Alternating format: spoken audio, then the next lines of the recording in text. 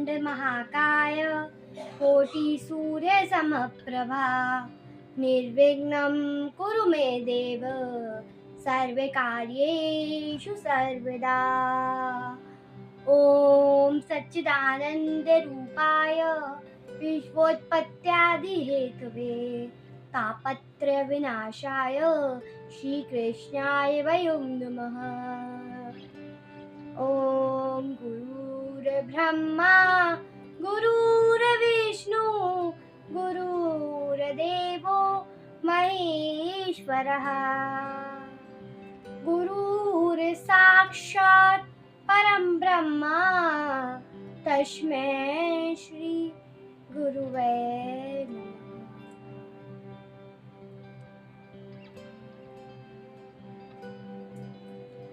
राधे राधे मित्रों, स्वागत है आप सभी का हमारे इस YouTube चैनल राधा रानी की छवि बंथली पर। तो आज हम प्रारंभ करने जा रहे हैं श्रीमद्भागवत महापुराण के प्रथम स्कंद का 7वां अध्याय, जो कि है अश्वत्थामा द्वारा द्रौपदी के पुत्रों को मारा जाना और अर्जुन के द्वारा अश्वत्थामा का मान मर्दन। तो चलिए मित्रों प्रारंभ करते हैं। जय श्री गणेशाय नमः। श्री शौनक जी ने पूछा, सूत जी, सर्वज्ञ एवं सर्वशक्तिमान व्यास भगवान ने नारद जी का अभिप्राय सुन लिया। फिर उनके चले जाने पर उन्होंने क्या किया? श्री सूत जी ने कहा, ब्रह्मनिधि सरस्वती के पश्चिम तट पर शम्याप्रास नाम का एक आश्रम है। वहाँ ऋषियों के यज्ञ चलते ही रहते हैं। वहीं व्यास जी का अपना आश्रम है। उसके चारों ओर चेर का सुंदर वन है।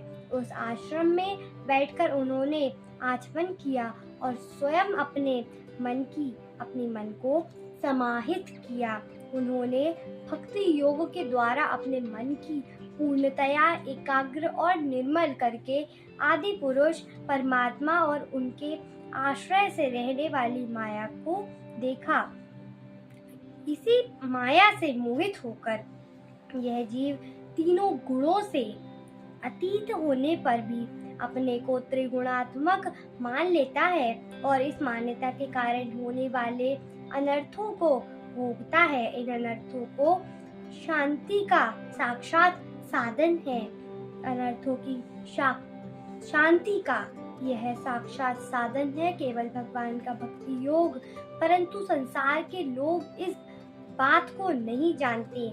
यही समझकर उन्होंने इस परमहंसों की संहिता श्रीमद् भागवत की रचना की। इसके श्रवण मात्र से पुरुषोत्तम भगवान श्री कृष्ण के प्रति परम प्रेममयी भक्ति हो जाती है, जिससे जीव के शोक मोह और भय नष्ट हो जाते हैं। उन्होंने इस भगवान संहिता का निर्माण और पुनरावृत्ति करके इसे अपने निर्वत्रीय परिपालन पुत्र श्री सुखदेव जी को पढ़ाया। श्री शौनक जी ने पूछा, श्री सुखदेव जी तो अत्यंत निर्वृत्ति परायण हैं। उन्हें किसी भी वस्तु की अपेक्षा नहीं है। वे सदा आत्मा में ही रमण करते हैं। फिर उन्होंने किस लिए इस विशाल ग्रंथ का अध्ययन किया? तब श्री सूत जी ने कहा, जो लोग ज्ञानी हैं, जिनकी अविद्या की गांठ खुल गई है और जो सदा आत्मा में ही रमण करने वाले हैं, वे भी भगवान के हेतु रहित भक्ति किया करते हैं, क्योंकि भगवान के गुण ही ऐसे मधुर हैं जो सबको अपनी ओर खींच लेते हैं। फिर श्री सुखदेव जी तो भगवान के भक्तों के अत्यंत प्रिय और स्वयं भगवान वेद व्यास जी के पुत्र हैं। भगवान के गुणों ने उनके हृदय को अपनी ओर खींच लिया और उन्होंने उससे विवश होकर ही इस विशाल ग्रंथ का अध्ययन किया। शौनक जी, जब मैं राज ऋषि परीक्षित के जन्म, कर्म और मोक्ष की तथा पांडवों के स्वर्गारोहण की कथा कहता हूँ, क्योंकि इन्होंने भगवान श्री कृष्ण को अनेकों कथाओं का उदय होता है। जिस समय महाभारत युद्ध में कौरव और पांडव दोनों पक्षों से बहुत से वीर गति को प्राप्त हो चुके थे और भीमसेना की गदा के प्रहार से दुर्योधन की जांघ टूट चुकी थी, तब अश्वत्थामा ने अपने स्वामी दुर्योधन का प्रिय कार्य समझकर द्रौपदी सोते हुए पुत्रों के सिर काटकर उसे भेंट किए। यह घटना दुर्योधन को भी अप्रिय ही लगी, क्योंकि ऐसे नीच कर्म की सभी निंदा करते हैं। उन बालकों की माता द्रौपदी अपने पुत्रों का निधन सुनकर अत्यंत दुखी हो गई। उसकी आंखों में आंसू छलछला आए, वह रोने लगी। अर्जुन ने उसे सांत्वना देते हुए, कल्याणी, मैं तुम्हारे आंसू तब पोंछूंगा जब उस अत्याति ब्रह्मांड का सिर गांडीव धनुष के बाणों से काटकर तुम्हें भेंट करूंगा और पुत्रों की अत्येष्टि क्रिया के बाद तुम उस पर पैर रखकर खान करोगी। अर्जुन ने इन मीठी और विचित्र बातों से द्रौपदी को सांत्वना दी और अपने मित्र भगवान श्री कृष्ण की सलाह से उन्हें सारथी बनाकर कवच धारण कर और अपने भयानक गांडीव धनुष को लेकर वे रथ पर सवार हुए तथा गुरुपुत्र अश्वत्थामा के पीछे दौड़े पड़े। बच्चों की हत्या से अश्वत्थामा भी मन उद्विग्न हो गया था।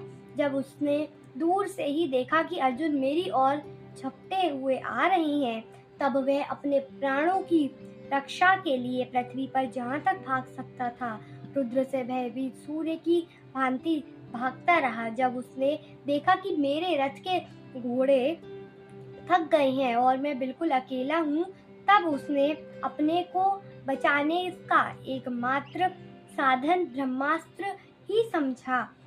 यद्यपि उसे ब्रह्मास्त्र को लौटाने की विधि मालूम ना थी, फिर भी प्राण संकट देखकर उसने आचमन किया और ध्यानस्थ होकर ब्रह्मास्त्र का संधान किया। उस अस्त्र से सब दिशाओं में एक बड़ा प्रचंड तेज फैल गया। अर्जुन ने देखा कि अब तो मेरे प्राणों पर भी आ बनी है। तब उन्होंने श्री कृष्ण से प्रार्थना की। अर्जुन ने कहा, श्री कृष्ण, तुम सच्चिदानंद स्वरूप परमात्मा हो। तुम्हारी शक्ति अनंत है। जो संसार की धधकती हुई आग में जल रहे हैं, उन जीवों का उससे उबारने वाले एकमात्र तुम ही हो। तुम प्रकृति से परे रहने वाले आदि पुरुष साक्षात परमेश्वर हो।